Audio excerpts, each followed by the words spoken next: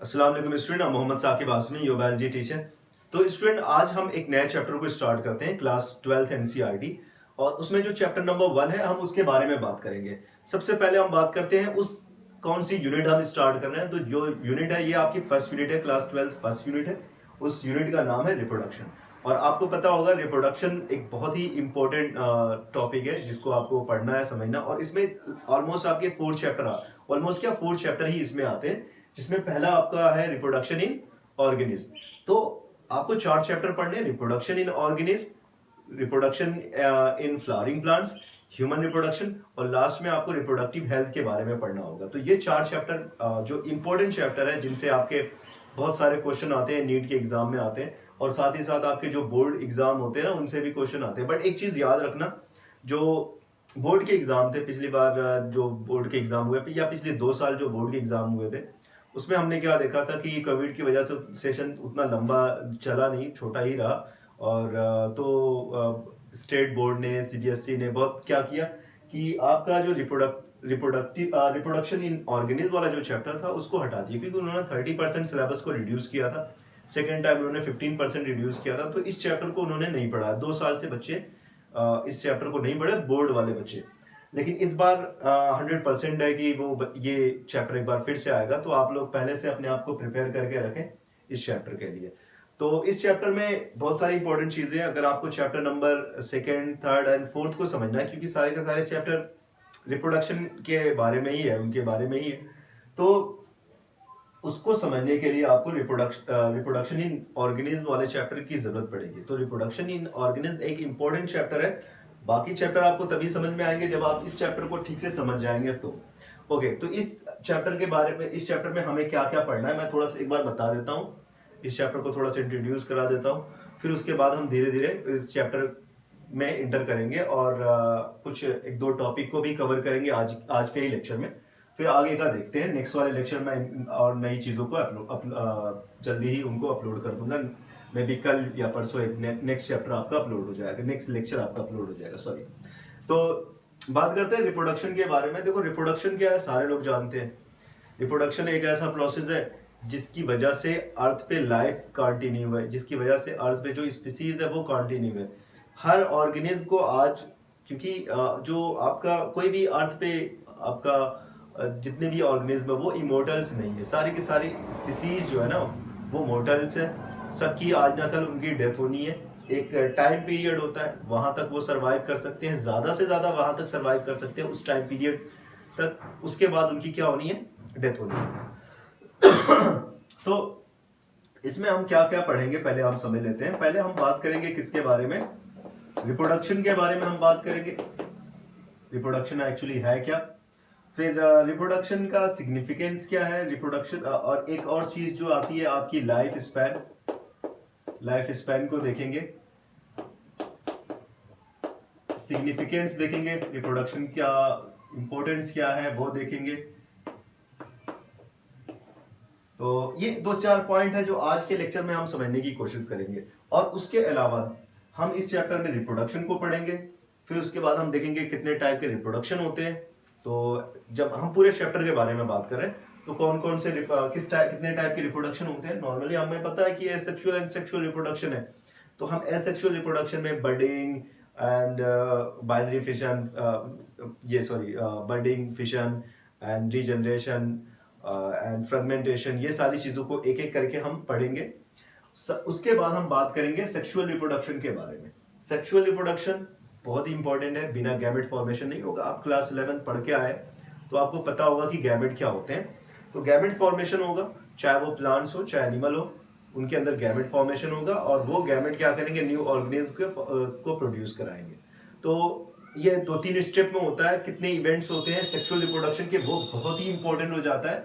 3 events normally होते हैं उसमें। एक तो आपका प्री फर्टिलाइजेशन इवेंट, दूसरा फर्टिलाइजेशन, एंड थर्ड होता है पोस्ट फर्टिलाइजेशन इवेंट। तो 3 इवेंट में आप सेक्सुअल रिप्रोडक्शन को पढ़ेंगे, और पार्ट में कर करके आप एसेक्सुअल रिप्रोडक्शन में डिफरेंट टाइप्स और उनके डिफरेंट मोड्स जो होते हैं उनके बारे में पढ़ेंगे। अभी हम बात करते हैं सिर्फ दो। तो ये हो गया आपका चैप्टर में, हमें यही पढ़ना है, sexual reproduction, asexual reproduction, reproduction क्या है, और सेक्सुअल रिप्रोडक्शन के इवेंट्स क्या हैं, कैसे गैमेट्स क्या होते हैं, ये सारी चीजें जो बेसिक चीजें है ना, इसी चैप्टर में हम कवर करेंगे। ओके, आज के लेक्चर में हम क्या समझते हैं, पहले रिप्रोडक्शन को समझते हैं। रिप्रोडक्शन क्या है, मैंने अभी बताया कि अर्थ पे अगर लाइफ कंटिन्यू है तो उसके पीछे एक ही फिजियोलॉजिकल प्रोसेस है और एक बहुत ही इंपॉर्टेंट बायोलॉजिकल प्रोसेस है जिसको हम बोलते हैं रिप्रोडक्शन। रिप्रोडक्शन सिंपली मतलब आपको समझ में आओगे री अगेन प्रोडक्शन, किसी चीज को दोबारा से बनाना, अपनी कॉपी को बनाना। एग्जैक्ट कॉपी जरूरी नहीं है बट कॉपी को बनाना। हर ऑर्गेनिज्म को पता है कि आज हम हैं, कल हमें नहीं होना है। एक टाइम पीरियड तक वो सरवाइव करते हैं, उस टाइम पीरियड को बोलते हैं लाइफ स्पैन। लाइफ स्पैन क्या है, वो time period from birth to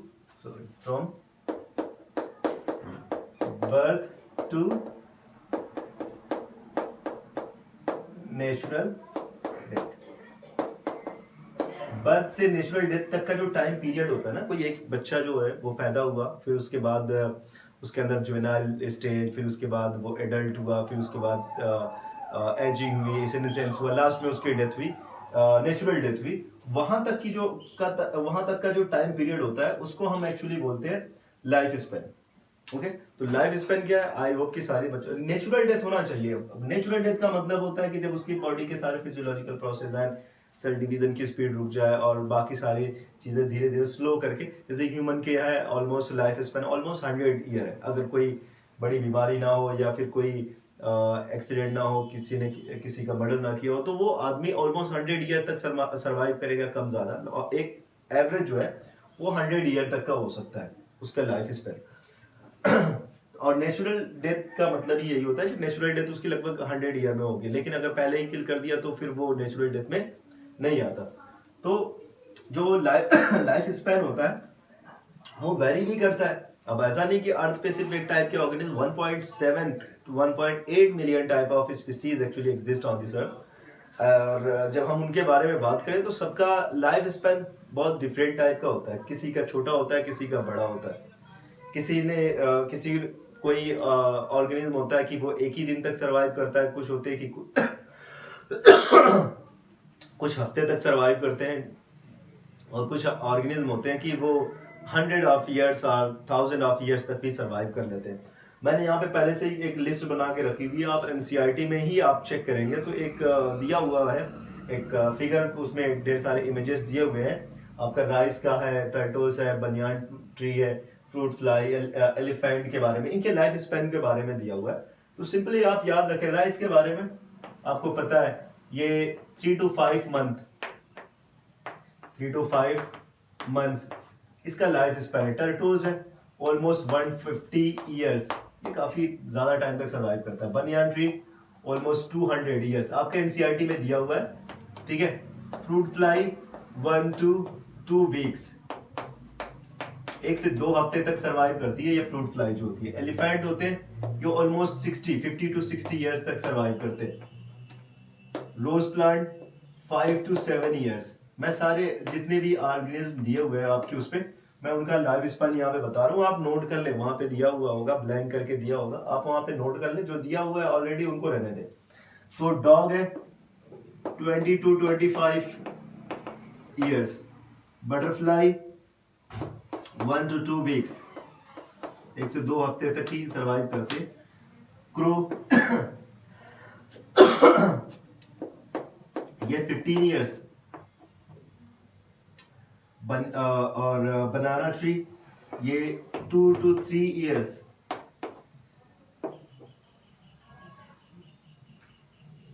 cow almost 25 years तक सरवाइव करती है।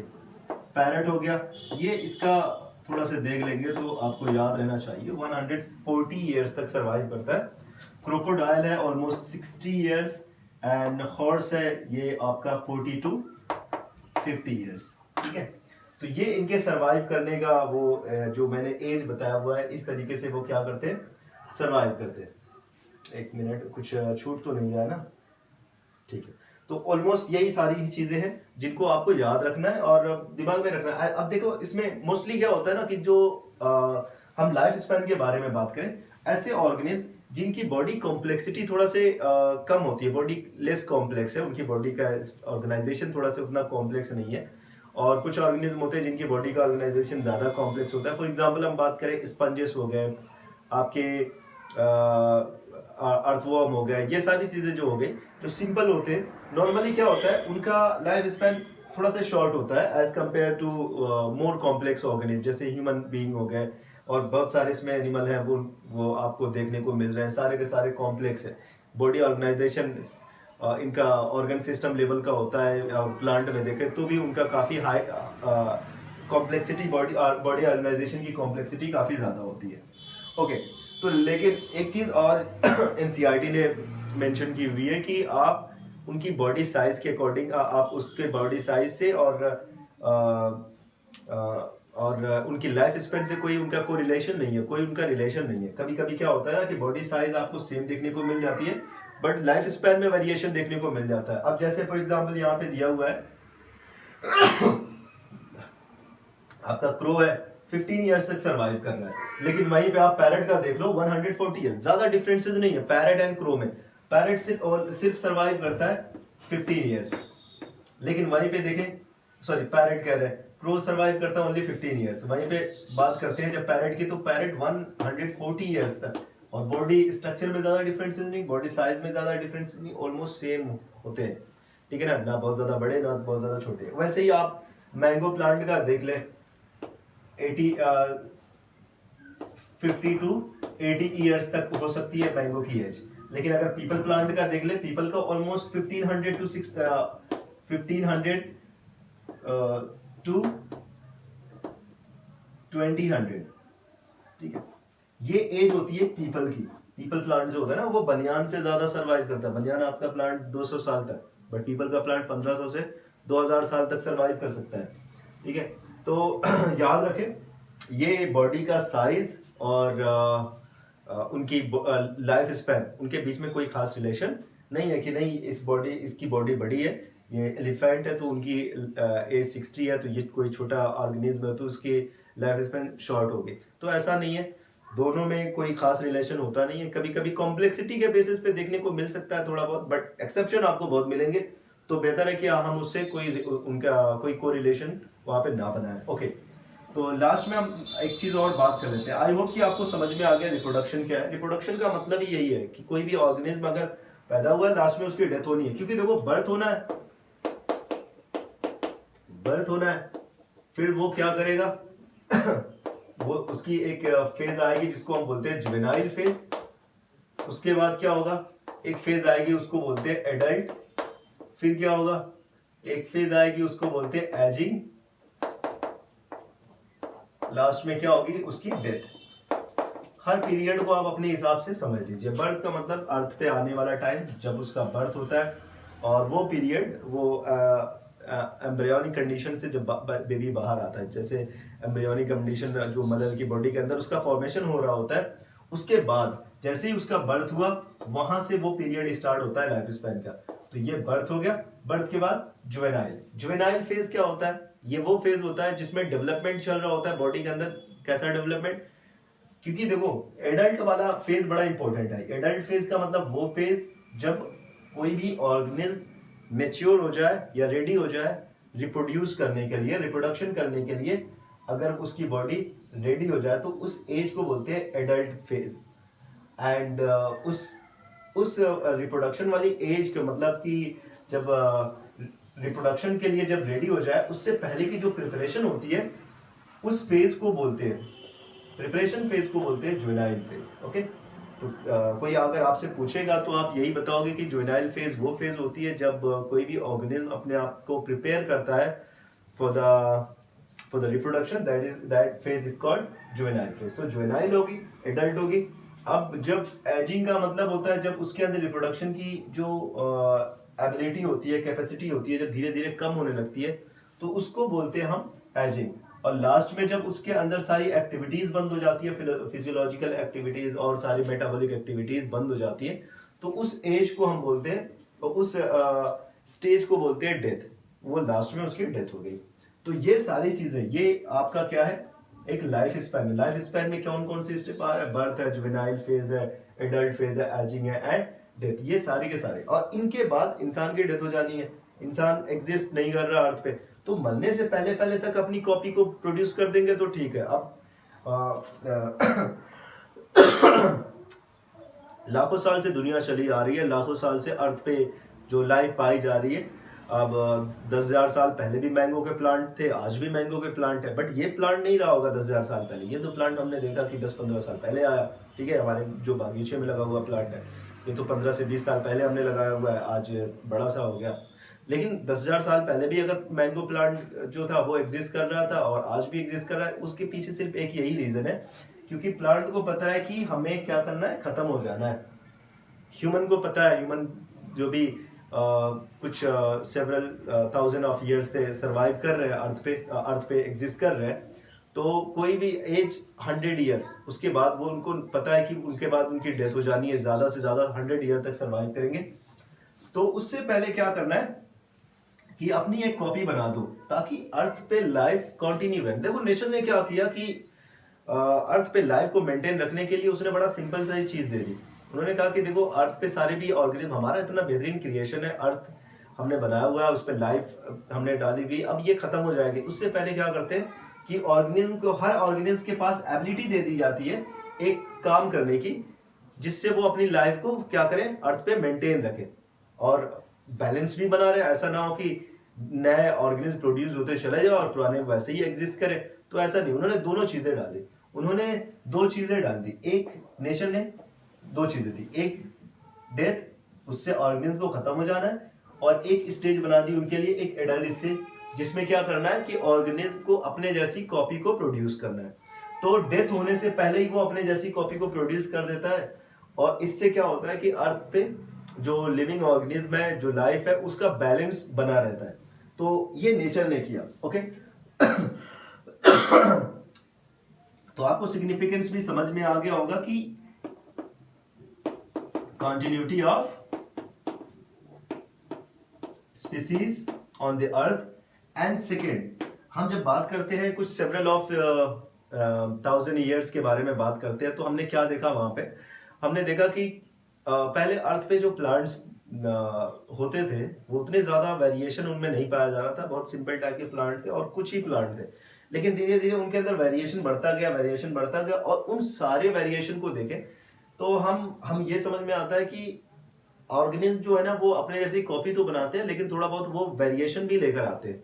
इसके बारे में हम समझेंगे जब जेनेटिक्स वाले पार्ट को पढ़ेंगे, रिप्रोडक्शन की किस तरीके से कैरेक्टर ट्रांसफर होते हैं, वो चैप्टर नंबर आपका 5, उसमें हम पढ़ेंगे हेरिडिटी के बारे में और वेरिएशन के बारे में। तो वहां पे हम देखेंगे, तो वेरिएशन भी आता रहता है, जिसकी वजह से आज अर्थ पे वैरायटी क्या है, 1.7 to 1.8 मिलियन टाइप की स्पीसीज एग्जिस्ट कर रही है आज अर्थ पे। वरना स्टार्टिंग में इतनी ज्यादा वेरिएशन नहीं था, वेरिएशन बढ़ता चला गया, धीरे धीरे बढ़ता चला गया, बढ़ता ही जाएगा। तो एक तो कंटिन्यूटी ऑफ स्पीसीज के लिए, दूसरा अर्थ पे वेरिएशन के लिए। अर्थ पे वेरिएशन जो डिफरेंट वेरियस टाइप के ऑर्गेनिज्म दिख रहे हैं, वेरियस टाइप के आपके प्लांट्स एंड एनिमल दिख रहे हैं, उसके लिए भी कौन रिस्पॉन्सिबल है, आपका रिप्रोडक्शन रिस्पॉन्सिबल है।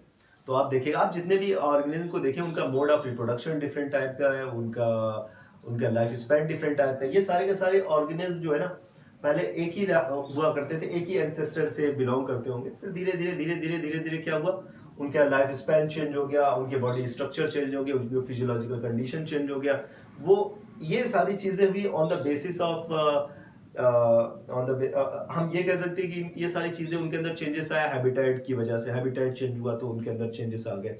उनके अंदर और भी बहुत सारी फिजियोलॉजिकल और इंटरनल अगर हम चीजें देखें तो फिजियोलॉजिकल स्ट्रक्चर जो उनका होता है वो होते हैं, और भी बहुत सारे फैक्टर हैं जो इनको एक दूसरे से अलग करते हैं और इनका लाइफ स्पैन को अलग करते हैं और इनके रिप्रोडक्शन के मोड को अलग करते हैं। तो रिप्रोडक्शन जो होते हैं वो दो टाइप के होते हैं, अगर देखें सारे के सारे कलेक्टिवली फॉर्म में देखें तो दो टाइप के होते हैं, एक होते हैं एसेक्सुअल एंड सेक्सुअल। इसके बारे में हम नेक्स्ट वाले लेक्चर में बात करेंगे। आई होप कि आपको यहाँ तक समझ में आ गया। आप इन सारी चीजों को देख लें, आप जरूर देखें रिप्रोडक्शन क्या है एक्चुअली। आप रिप्रोडक्शन को डिफाइन करना तो बहुत आसान है। Reproduction is the biological process by which an organism can produce its own copy. तो एक ऑर्गेनिज्म जो अपने रिप्रोडक्शन एक ऐसा बायोलॉजिकल प्रोसेस है जिसमें ऑर्गेनिज्म अपनी कॉपी को प्रोड्यूस करता है। ठीक है। Mango plant can produce mango plant, not the plants of बबूल, ठीक है ना। एक एप्पल प्लांट है, वो एप्पल प्लांट को बनाएगा। ह्यूमन ह्यूमन को प्रोड्यूस करेगा, डॉग डॉग को प्रोड्यूस करेगा, कैट कैट को प्रोड्यूस, एलिफेंट एलिफेंट को। तो ऐसे करके सारे जितनी भी स्पीसीज है वो सेम स्पीसीज को प्रोड्यूस करती है। आपको पता है स्पीसीज के बारे में हमने बताया 1.7 टू 1.8 मिलियन टाइप की स्पीसीज एग्जिस्ट कर रही है। और स्पीसीज एक ऐसा वेरिएबल है कि आप सेम काइंड की स्पीसीज को प्रोड्यूस कर सकते हैं, आप दूसरी स्पीसीज के ऑर्गेनिज्म को प्रोड्यूस नहीं कर सकते, ठीक है। तो आप इन सारी चीजों को अच्छे से एक बार देखिए, इनको समझिए। नेक्स्ट वाले लेक्चर में मैं आपको बताऊंगा टाइप्स ऑफ रिप्रोडक्शन, और एसेक्सुअल रिप्रोडक्शन को हम स्टार्ट करेंगे। तो ये यूनिट काफी इंपॉर्टेंट है, और ये चैप्टर जो पहली बार आप पढ़ रहे हो तो आपके लिए थोड़ा सा अच्छा होगा, क्योंकि बेसिक इसमें दिया हुआ है। तो इस चैप्टर को जरूर अच्छे से पढ़िएगा, तभी रेस्ट इसके 3 चैप्टर आपको अच्छे से समझ में आएंगे। ओके, तो आज के लेक्चर में बस इतना ही। Thank you so much.